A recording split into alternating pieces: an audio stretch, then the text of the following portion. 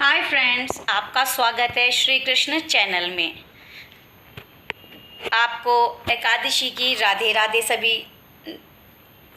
सभी मेरे फ्रेंड्स को राधे राधे।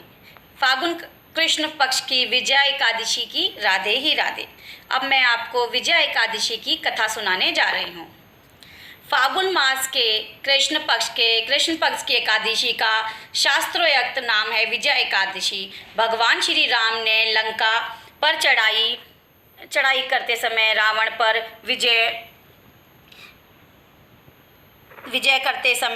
विजय प्राप्ति की कामना से इस एकादशी का व्रत किया। सभी प्रकार से दुख दूर करके सभी कार्यों को विजय और सफलता प्रदायक इस विजय एकादशी को भगवान विष्णु का पूजन किया जाता है।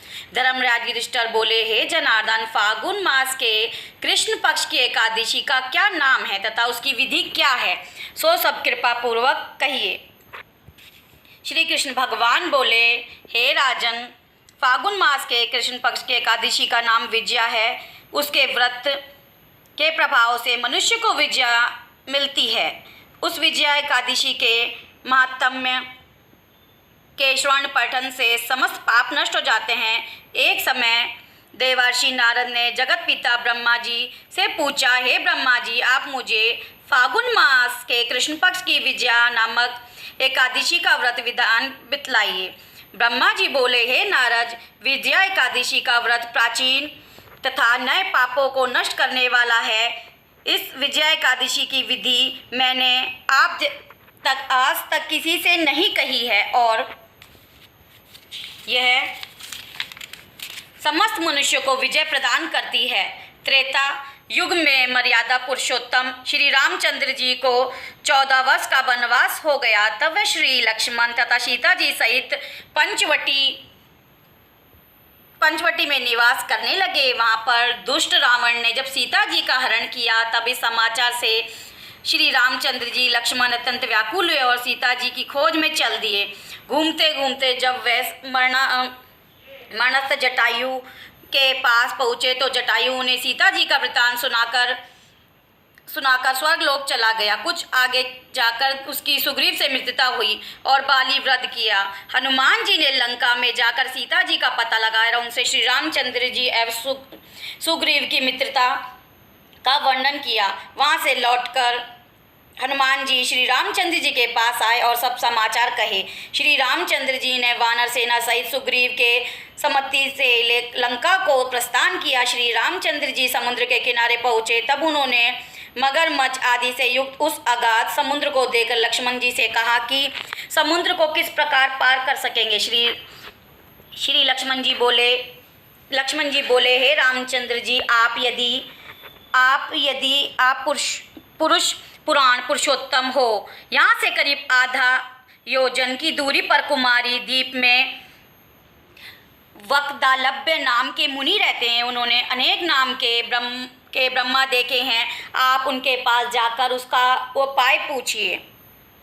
लक्ष्मण जी के वचनों को सुनकर श्री रामचंद्र जी वक्दाबल्य ऋषि के पास गए और उनको प्रणाम करके बैठ गए। मुनि ने उनको मनुष्य का रूप धारण किए हुए पुरुष को पुरुषोत्तम समझा और उनसे पूछा, हे राम जी, आप कहाँ से पधारे हैं। श्री रामचंद्र जी बोले, हे महर्षि, मैंने अपनी सेना सहित यहाँ आया हूँ और राक्षसों को जीतने लंका जा रहा हूँ। आप कृपा कर समुद्र को पार करने का कोई उपाय बताइए। इसी के लिए मैं आपके पास आया हूँ। वक्दालभ्य ऋषि बोले, हे राम जी, मैं आपको एक उत्तम व्रत बतलाता हूँ। फाल्गुन मास के कृष्ण पक्ष को विजया एकादशी का व्रत करने से समुद्र तट के अवश्य ही पार हो जाओगे और तुम्हारी विजय होगी। हे राम जी, इस व्रत की विधि यह है, दशमी के दिन स्वर्ण, चांदी, तांबा या मिट्टी कलश बनावें। इस घड़े को जल से भरकर तथा उस पर पंच पल्लव रखकर वेदिका को स्थापित करें। उस कलश के नीचे 7 अनाज मिले हुए हैं, ऊपर जौ रखे हैं। उस पर श्री नारायण भगवान की स्वर्ण की प्रतिमा स्थापित करें। एकादशी के दिन स्नान आदि नित्य कर्म से निवृत्त होकर धूप दीप नवेद नारियल आदि से भगवान की पूजा करे। उस समस्त दिन को भक्ति पूर्वक कलश के सामने व्यतीत करे और रात्रि को भी उसी तरह बैठकर जागरण करना चाहिए। द्वादशी के दिन नदी या तालाब के किनारे स्नान आदि से निवृत्त होकर उस कलश को ब्राह्मण को देना चाहिए। हे राम, यदि तुम इस व्रत को सेनापतियों के साथ करोगे तो अवश्य ही विजय होंगे। श्री रामचंद्र जी के मुनि की आज्ञा अनुसार विधि पूर्वक विजय एकादशी व्रत किया और इसके प्रभाव से दैत्यों के ऊपर विजय पाई। हे राजन, जो मनुष्य इस व्रत को विधि पूर्वक करेगा उसकी दोनों लोक में विजय होगी। श्री ब्रह्मा जी के नारद जी से कहा था कि हे पुत्र, जो इस व्रत का महात्म्य सुनता है उसको वाजपेयी यज्ञ के फल की प्राप्ति होती है। जय श्री कृष्णा। एकादशी की राधे राधे फ्रेंड्स। ये मेरा फर्स्ट ब्लॉग है।